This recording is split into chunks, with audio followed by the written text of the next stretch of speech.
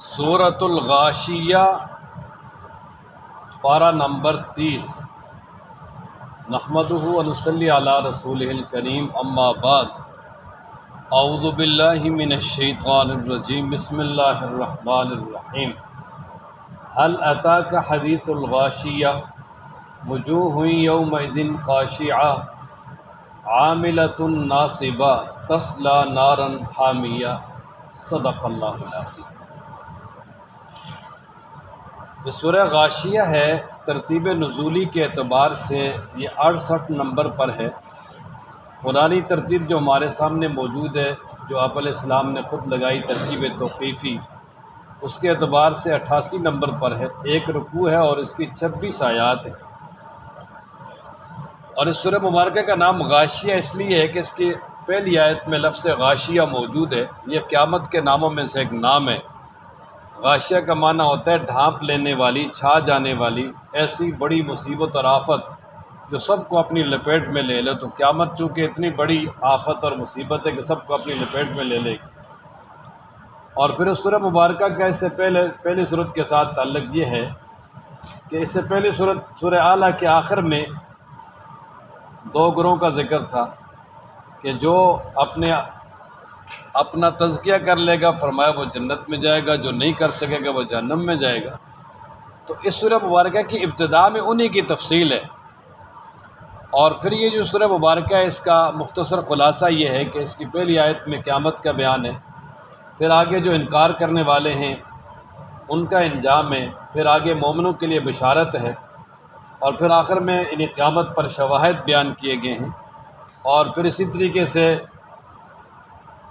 آگے جو ہے نا وہ نصیحت کرنے کا حکم ہے، اور پھر آخر میں فرمایا کہ آپ نصیحت کرنے والے ہیں، آپ زبردستی ان کو اسلام پہ لانے والے نہیں ہیں، جو آئے گا تو ٹھیک ہے، نہیں آئے گا تو پھر عذاب میں مبتلا ہوگا۔ سب سے پہلے حل اتاکا، کیا آئی آپ کے پاس حدیث الغاشیہ، چھا جانے والی کی بات، یعنی ایسی جو قیامت ہے جو چھا جانے والی ہے اور یعنی محیط عام ہے، ہر چیز پر چھا جانے والی ہے اور ہر ایک کو گھیرنے والی ہے۔ کیونکہ دنیا میں اگر کہیں بھی کوئی زلزلہ آتا ہے یا کوئی بھی آفت اور پریشانی اور کوئی سونامی آتا ہے تو ایک علاقے میں آتا ہے، باقی علاقے محفوظ رہتے ہیں، لیکن قیامت کا جو ایک بڑا دھماکہ ہے اور یہ قیامت کی جو آفت ہے، یہ ایک مخصوص علاقے کے لیے نہیں بلکہ یہ سب کو اپنے جو ہے نا لپیٹ میں لے لے گے، کوئی بھی اس سے جو ہے نا وہ بھاگ نہیں سکے گا۔ اس لیے فرمایا غاشیہ۔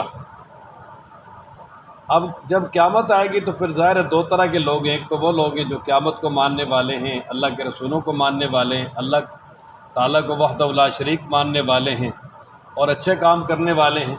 دوسرے وہ ہیں جو نہ اللہ کو وحدہ لا شریک مانتے ہیں، نہ رسولوں کو مانتے ہیں، نہ قیامت کو مانتے ہیں، بلکہ اللہ کے وہ باغی ہیں۔ تو ظاہر ہے کہ ان دونوں میں سے ہر ایک کا انجام مختلف ہوگا۔ تو پہلے ان کا انجام بیان کے جو باغی ہیں، فرمایا وجوہ ہوئی، بہت سارے چہرے، یومئذ اس دن، خاشعہ، ذلیل ہوں گے، جھکے ہوئے ہوں گے، عاملۃ، کام کرنے والے ہوں گے، ناصبہ، تھکے ہوئے ہوں گے۔ یعنی مطلب ہے کہ دنیا میں انہوں نے اچھے کام نہیں کیے تو وہاں پر جو ہے نا وہ اپنی دنیا کے جو غلط کام کیے ان پہ افسوس کریں گے۔ اور جس طرح کوئی انسان کوئی کام کرتا ہے اور اس میں اس کو نقصان ہو جائے تو پھر وہ جس طرح تھکا ماندہ ہو کر بیٹھ جاتا ہے اور اس کے چہرے سے اور اس کے جسم کے ہر عضو سے پریشانی اور تھکاوٹ نظر آتی ہے، تو قیامت میں ان کے ساتھ بھی یہی حالات ہوگا۔ فرمایا نا عاملۃ، کام کرنے والے ہوں گے، ناصبہ، تھکے ہوئے ہوں گے، یعنی بڑی شدید تھکاوٹ اور پریشانی کے عالم میں ہوں گے۔ تصلا، داخل ہو جائیں گے، نارن، آگ میں، حامیہ، دہکتی ہوئی، یعنی وہ دہکتی ہوئی آگ کہ جو دنیا کی آگ سے بھی 69 گنا زیادہ تیز ہے۔ اچھا، جب اس آگ میں داخل ہوں گے تو جلیں گے تو ظاہر ہے سب سے پہلے پیاس لگے گی، تو پیاس لگے گی تو پھر ان کو کیا دیا جائے گا؟ تو فرمایا تسقا، پلائے جائیں گے، من عین آنیہ، ابلتے ہوئے چشمے سے، تسقا، ان کو پلایا جائے گا، من سے عین، چشمہ، آنیہ، ابلتا ہوا۔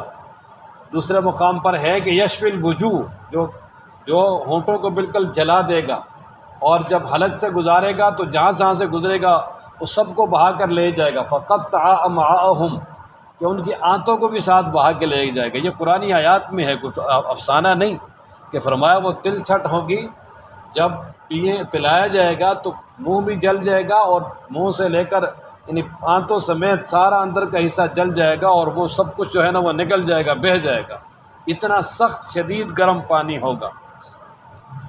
اچھا، اب بھوک لگے گی تو کھانا مانگیں گے تو کیا دیا جائے گا؟ فرمایا لیسا نہیں ہوگا لہم ان کے لیے طعام کھانا الا مگر من ضریع، ضریع یہ ایک جھاڑی ہے زمین پہ پھیلی ہوئی جس کا پھل انتہائی کڑوا، انتہائی بدبودار، انتہائی بد ذائقہ۔ آپ یہ کہ سمجھ لیں کہ ایک طرح کا زہر ہے، اور جب ان کو وہ کھلایا جائے گا تو وہ ہو بھی کیا کانٹے دار، چہرے کو جو ہے وہ ہر طرف سے زخمی کر دے گا اور شدید پریشانی میں مبتلا کر دے گا، گالک سے اترے گا نہیں۔ زقوم الگ ہے، یہ اور ہے، زقوم بھی ہوگا، یہ بھی ہوگا، مختلف چیزیں دی جائیں گی کھانے کے لیے۔ یہ بھی ایک طرح کا، جس طرح ہے نا کوڑتما، اس طرح کی شدید کانٹے دار، یہ ریگستان کا ایک جھاڑی ہے، بہت سخت ذریع۔ جب یہ تازہ ہو تو اس کو شبرم کہتے ہیں، جب یہ خشک ہو جائے تو پھر زرعی بن جاتا ہے، عرب کے ریگستانوں میں پایا جاتا ہے۔ بہت سخت چیز، یعنی شدید ترین کڑوا، کسیلا۔ فرمایا نا کھانے کے دو فائدے ہوتے ہیں نا، ایک بھوک دور کر دے، اور دوسرا انسان کے جسم کو توانائی اور طاقت بخش دے، انسان کو موٹا کرے، تازہ کرے نا، تو دونوں چیزیں نہیں ہوں گی۔ فرمایا لا یسمنو، نہ وہ موٹا تازہ کرے گا، ولا یغنی من جو، اور نہ بھوک سے نجات دے گا، ولا یغنی، اور نہ مستغنی کرے گا من الجو، بھوک سے، کہ نہ وہ انسان کے جسم میں توانائی بھرے گا اور نہ ہی بھوک سے جو ہے نا وہ نجات دے گا، وہ بھوک اسی حالت میں برقرار ہوگی۔ وہ کہتے ہیں نا، جس کو کہتے ہیں جوع البقر، ایک عربی میں بیماری کہتے ہیں جوع البقر، یعنی جس کو بھوک کی بیماری کہتے ہیں، انسان جتنا مرضی یہ کھا لے اس کی بھوک ختم نہیں ہوتی۔ تو یہ اسی طرح وہ جہنمیوں کی بھوک ختم نہیں ہوگی، بار بار جو ہے ان کو وہ کھلایا جائے گا، تو شدید قسم کا عذاب ہوگا، اور اس یعنی کھانا بھی ان کے لیے عذاب بن جائے گا، الیاذ باللہ۔ یہ تو تھا نہ ماننے والوں کا۔ اب جو اللہ تعالیٰ کی ماننے والے ہیں، اللہ کے رسولوں کی ماننے والے ہیں، ان کا کیا حال ہوگا؟ فرمایا وجوہ ہوئی، بہت سارے چہرے، یومئذ اس دن، ناعمہ، تر و تازہ ہوں گے۔ ناعم کہتے ہیں تر و تازہ، پھولوں کی طرح کھلا کھلایا، مسفرہ، ہنس رہے ہوں گے، ضاحکۃ مستبشرہ، ہنس رہے ہوں گے، بڑے خوش ہوں گے، خوشی نظر آئے گی۔ ناعمہ، ملائم، نرم، نرم و نازک۔ جتنا انسان ناز و نخرے میں پلا ہو نا، جتنا اچھے گھرانے کا ہو اور ایئر کنڈیشنوں میں اور اچھی حالت میں رہے، تو اتنا ہی اس کا چہرہ تازہ رہتا ہے نا۔ دھوپ وغیرہ میں انسان کا چہرہ بھی جو ہے وہ بلیک ہو جاتا ہے، تو تر و تازہ۔ تو اسی طرح جنت میں جب کہ میدان محشر میں ہی جو ایمان والے ہیں، جب ان کو اٹھایا جائے گا تو وہاں ان کے چہرے بڑے تر و تازہ ہوں گے، اور اللہ تعالیٰ جب جنت میں بھیجیں گے تو پھر تو اور وہاں مزے ہی مزے ہیں۔ ابھی اسی کا تذکرہ ہے۔ فرمایا وجوہ ہوئیں، بہت سارے چہرے، یومئذ اس دن، ناعمہ، تر و تازہ ہوں گے، نرم ملائم ہوں گے، لسعیہا، اپنی کوشش پر راضیہ، خوش ہوں گے۔ لسعیہا، سعی کہتے ہیں کوشش، محنت، یعنی جو دنیا میں کوشش محنت کی ہے نا، دنیا میں جو نیک اعمال کیے ہیں، اچھے کام کیے ہیں، ان پہ بڑے خوش ہوں گے، اور اللہ کا شکر ادا کریں گے کہ یا اللہ آپ کا فضل کرم کہ آپ نے ہمیں وہاں اچھے کام کرنے کی توفیق دی۔ یہ جو آج گرمی سردی ہر معاملے میں پریشانی میں، تکلیف میں، دکھ میں جو اچھا کام کرنا ہے، مثلا روزہ رکھنا ہے، نماز پڑھنا ہے، زکوٰۃ دینا ہے، لوگوں کے ساتھ ہمدردی کرنا ہے، ہاتھ بٹانا ہے، وہ جتنے بھی نیک کام ہیں، اعمال صالحہ، اب یہ کرنے آسان نہیں ہے، مشکل ہیں۔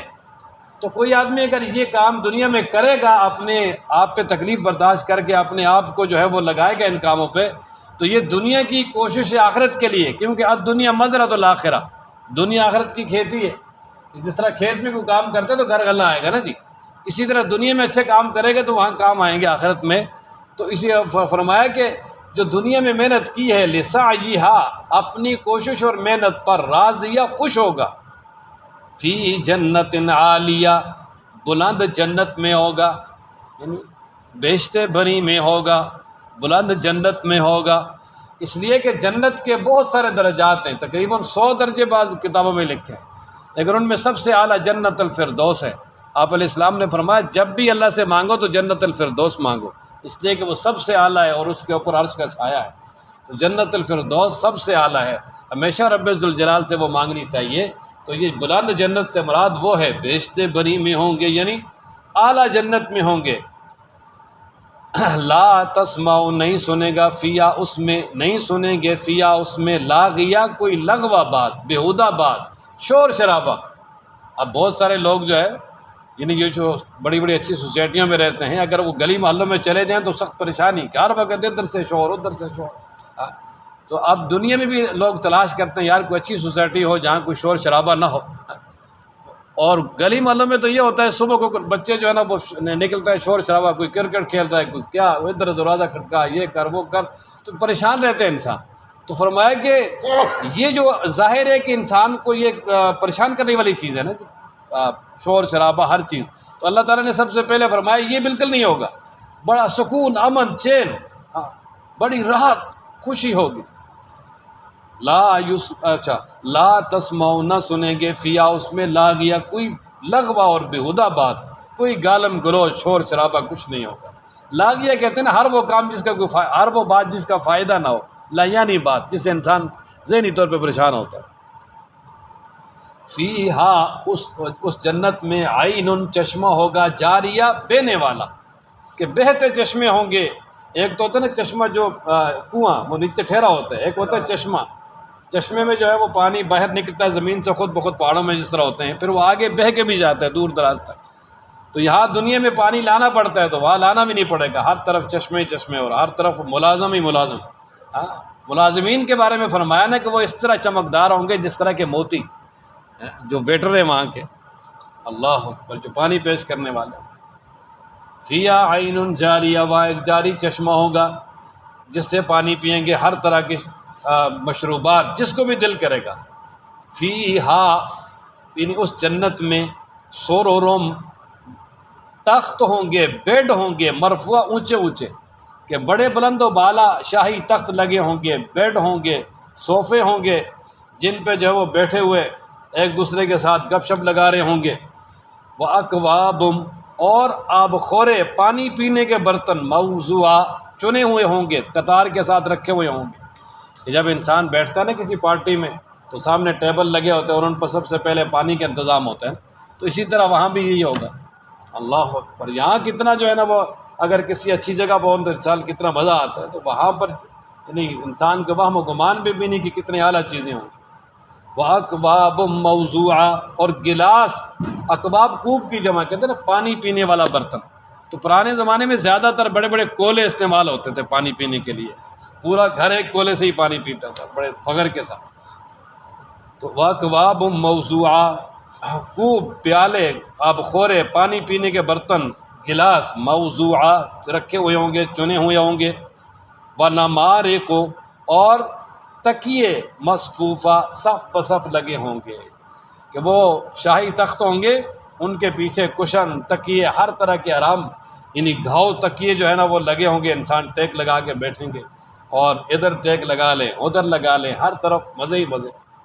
وَزَرَابِيُّ اور عمدہ گلیچے قالین، مبثوثہ بچھے ہوئے ہوں گے، کہ وہاں بڑے بڑے پارک، بڑے بڑے محلات، ان میں اعلیٰ قسم کے تخت شاہی لگے ہوں گے، ان پہ اعلیٰ قسم کے تکیے ہوں گے، ان کے ساتھ پر بیٹھے ہوں گے، نیچے بہترین قسم کے گلیچے قالین ہوں گے۔ یعنی یہ سمجھ لیں کہ ہر طرف جو ہے نا وہ انسان کے لیے آسائش اور آرام ہی آرام ہوگا۔ تو یہ جو جنت کی نعمتیں ہیں ان کا تذکرہ کیا کہ جو ایمان والے ہیں ان کو ان کے لیے محنت کرنی چاہیے، لسا یا راضیہ، یہ محنت کریں گے تو اس وقت وہاں بڑے خوش ہوں گے، اللہ کا شکر ادا کریں گے۔ تو اللہ تعالیٰ ہم سب کو یہ ساری نعمتیں عطا فرمائے۔ افلا ينظرون الى الابل کیف خلقت، اچھا یہ یہاں سے اللہ تبارک و تعالیٰ نے اپنی قدرتوں پر غور کرنے کی دعوت دی ہے، اور 4 چیزوں کا یہاں پر تذکرہ کیا ہے۔ اس کی وجہ یہ ہے کہ عرب کے صحراؤں میں یہ 4 چیزیں جو ہے نا بڑی واضح تھیں۔ ان میں سب سے پہلے فرمایا نا کہ افلا ينظرون الى الابل کیف خلقت، کہ وہ کیوں نہیں دیکھتے اونٹ کی طرف کہ کیسے اس کو پیدا کیا گیا۔ کہ عرب میں سواری کے لیے زیادہ تر اونٹ استعمال ہوتا تھا، اور اونٹ سب سے قیمتی جانور ہوتا تھا، عرب کی معیشت کا اس وقت دار و مدار ہی اونٹ پہ ہوتا تھا، اسی اونٹ پہ وہ سواری کرتے تھے، اسی کو بار برداری کے لیے استعمال کرتے تھے، اسی کے گوشت بھی کھاتے تھے، اونٹ کا دودھ بھی پیتے تھے، اور اونٹ کی کھال سے جو ہے نا وہ اپنے خیمے بناتے تھے، اونٹ کے بالوں سے اپنے کپڑے اور بہت ساری چیزیں بناتے تھے۔ تو گویا اونٹ ان کے لیے خیر کثیر تھا، اور خاص طور پہ جب یہ سواری کے لیے اونٹ استعمال کرتے تھے تو جب انسان گھروں سے جب باہر نکلتا ہے، سفر پہ جاتا ہے، اور اس وقت سفر بھی بڑے لمبے لمبے ہوتے تھے، مہینے مہینے کا سفر ہوتا تھا۔ اگر کوئی آدمی مکہ سے نکلتا تھا سفر کے لیے، شام فلسطین جاتا یا دمشق جاتا تھا تو مہینہ لگ جاتا تھا۔ اب وہ لمبے سفر ہوتے تھے، تو لمبے سفر میں ذرا سوچنے کا بھی موقع ملتا ہے نا۔ تو اللہ تبارک و تعالیٰ نے فرمایا کہ جب تم سفر میں نکل رہے ہو تو دیکھو اللہ، یہ جو اونٹ ہے جس پہ تم سوار ہو رہے ہو، کہ اللہ تبارک و تعالیٰ نے اس کو کس طرح بنایا ہے، کہ کتنا جو ہے وہ بڑا جانور ہے، اور اس کا شکل ٹیڑھی میڑھی ہے، لیکن کام میں اس کو صحرا کا جہاز کہا جاتا ہے۔ یہ اب بھی یہ بلوچستان میں جو سمگلر کرتے ہیں، بڑی بڑی گاڑیوں کی باڈیاں جو ہے نا اس پہ رکھ کے لے آتے ہیں۔ اللہ اکبر۔ تو عرب بھی اسی طرح کرتے تھے، بہت زیادہ اونٹ پہ سامان لاتے تھے، اور پھر ہے بھی اتنا تابع دار کہ ایک بچی کے ہاتھ میں اس کی نکیل پکڑا دو تو اس کے پیچھے بڑے آرام سے چلتا رہتا، اور ہے بھی اتنا تابع دار کہ اونچا ہے، اگر انہیں اوپر چڑھنا مشکل ہے تو اس کو بٹھا لیتے ہیں، اور بیٹھ کے سوار ہوتے ہیں، پھر کھڑا ہو جاتے ہیں۔ تو فرمایا اس اونٹ پہ جب تم سفر کر رہے ہو تو ذرا دیکھو، اس اپنی سواری کو دیکھو، یہ اللہ تعالیٰ نے کتنی عظیم بنائی۔ اور پھر ظاہر ہے جب انسان صحرا میں جا رہا ہو تو اوپر دیکھے تو آسمان، کہ فرمایا وَإِلَى السَّمَاءِ كَيْفَ رُفِعَتْ، آسمان کو دیکھو کہ کس طرح اللہ نے اس کو بلند کیا ہے، کتنا بلند و بالا ہے، انسان کی وہاں تک سوچ نہیں پہنچ سکتی، اور اس میں اللہ تعالیٰ نے نظام شمسی کو قائم کیا، ستارے، اور اللہ تبارک و تعالیٰ نے اتنا عظیم بنایا کہ اب تک اس میں کوئی شگاف نہیں، کچھ بھی نہیں۔ اور پھر جب ادھر ادھر دیکھتے تھے تو پہاڑ، کہ فرمایا دیکھو کتنے بڑے بڑے پہاڑ ہیں، کروڑوں سال گزر چکے ہیں، اپنی جگہ پہ جو ہے وہ نصب ہیں، ہلے بھی نہیں ہیں، اور کتنے مضبوط پہاڑ ہیں جنہوں نے زمین کو جو ہے وہ بالکل اپنی جگہ مضبوط کیا ہوا ہے۔ وَإِلَى الْأَرْضِ، اور فرمایا زمین کی طرف دیکھو کہ تمہارے لیے کتنی بہترین کر کے بچھا دی ہے، جہاں بھی تم جانا چاہتے ہو، جو بھی رستہ بنانا چاہتے ہو، کبھی انکار نہیں کیا۔ تو یہ اللہ تبارک و تعالیٰ کی بڑی بڑی نعمتیں ہیں، ذرا ان پہ سوچو کہ جو اللہ اونٹ جیسی عظیم نعمت بنا سکتا ہے، آسمانوں جیسی بلند عمارت یعنی بلند چھت بنا سکتا ہے، پہاڑوں جیسے مضبوط مخلوق کو بنا سکتا ہے، تمہارے لیے زمین کو بچھا سکتا ہے، تو وہ دوبارہ قیامت میں تمہیں اٹھا بھی سکتا ہے۔ اس نے فرمایا کہ قیامت میں اللہ ضرور اٹھائے گا، اور یہ جو ہے حالت ہوگی کہ جو اللہ کو ماننے والے ہیں وہ مزے ہوں گے، ان کے جو نہیں ماننے والے ہیں تو پھر ان کو عذاب سے دوچار ہونا پڑے گا۔ اس لیے اللہ کی قدرتوں میں غور کر کے فرمایا اللہ تبارک و تعالیٰ نے اپنے رسولوں کے ذریعے جو احکامات پہنچائے ہیں ان پہ عمل کرو، ان کو اپنی زندگیوں میں لاؤ۔ فرمایا نا افلا ینظرون، پس وہ کیوں نہیں دیکھتے اونٹوں کی پس وہ کیوں نہیں دیکھتے الی الابل، اونٹ کی طرف، کیف، کیسے، خلقت، پیدا کیا گیا، وہ کیوں نہیں دیکھتے اونٹ کی طرف کہ اس کو کیسے پیدا کیا گیا۔ وَإِلَى السَّمَاءِ، اور آسمان کی طرف، کیف، کیسے، رُفِعَتْ، اس کو بلند کیا گیا۔ وَإِلَى الْجِبَالِ، اور پہاڑوں کی طرف، کیف، کیسے، نُصِبَتْ، ان کو گاڑا گیا، کھڑا کیا گیا۔ وَإِلَى الْأَرْضِ، اور زمین کی طرف، کیف، کیسے، سُطِحَتْ، بچھایا گیا، بچھائی گئی، کہ زمین کو کس طرح اللہ نے بچھا دیا۔ فَذَكِّرْ إِنَّمَا أَنْتَ مُذَكِّرٌ۔ اچھا اب آگے اللہ تبارک و تعالیٰ فرماتے ہیں کہ میرے پیغمبر جو اللہ کی ان قدرتوں میں بھی غور و فکر کر کے نصیحت نہیں حاصل کرتے، چلو آپ ان کو نصیحت کریں قرآن کے ساتھ، آپ ان کو سمجھائیں، آپ نصیحت کرنے والے ہیں۔ اور باقی یہ کہ کوئی نہیں مانتا تو آپ پریشان نہ ہوں، اس لیے کہ اللہ نے آپ کو ہادی بنا کے بھیجا ہے، مبلغ بنا کے بھیجا ہے، ان پہ داروغہ بنا کے نہیں بھیجا کہ ان کو زبردستی پکڑ کے دین پہ لائیں۔ فرمایا کہ آپ کا کام ہے تبلیغ کرنا، بس وہ کریں، کو مان جائے گا تو ٹھیک ہے، نہیں مانے گا تو اس کا اپنا نقصان ہے۔ اس لیے اگر نہیں مانتے تو پریشان ہونے کی ضرورت نہیں ہے، ہاں جو مان جائے گا وہ کامیاب ہوگا۔ فرمایا کہ جو نہیں مانے گا، منہ پھیر لے گا اور انکار کرے گا، اس کو اللہ بڑا عذاب دے گا، اور وہ جہنم کا عذاب ہے۔ اللہ تعالیٰ ہم سب کی حفاظت فرمائے۔ فرمایا نا فذکر، پس آپ نصیحت کیجئے، انما، بے شک، انت، آپ، مذکر، نصیحت کرنے والے ہیں، کہ آپ نصیحت کیجئے گا، اس لیے کہ آپ نصیحت کرنے والے ہیں، یعنی ہم نے آپ کو نصیحت کرنے والا یعنی پیغمبر بنا کے بھیجا۔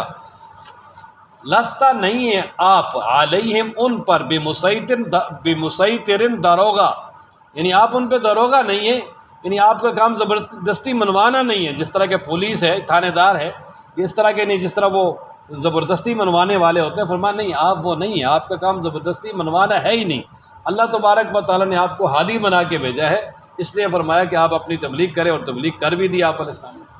ہاں الا مگر من وہ تولا جس نے منہ پھیرا و کفر اور کفر کیا، انکار کیا، تو کیا ہوگا؟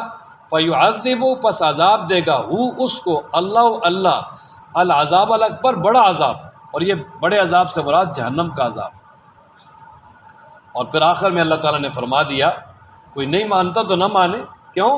انا الینا بے شک ہماری طرف ہی ایابہم ان کا لوٹ کے آنا ہے، انا بے شک الینا ہماری طرف ہی ایابہ لوٹ کر آنا ہے، ہم ان کا یعنی جتنے بھی سرغنے ہیں کفار ہیں ہماری طرف ہی لوٹ کے آئیں گے۔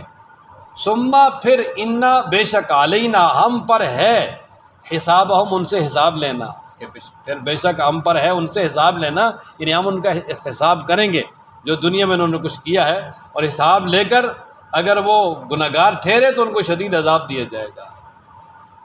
تو جب یہ آیت مکمل ہو تو پڑھنا چاہیے اللہم حاسبنی حسابا یسیرا، یا اللہ مجھ سے آسان حساب لینا، اللہم حاسبنی حسابا یسیرا، یا اللہ مجھ سے آسان حساب لینا۔ آسان حساب تو یہ ہے نا جی کہ اللہ تعالیٰ رجسٹر کھولے اور کہے میرے بندے میں نے تجھے معاف کر دیا۔ اللہ تعالیٰ ہم سب کو دنیا آخرت کی نعمتوں سے مالا مال فرمائے۔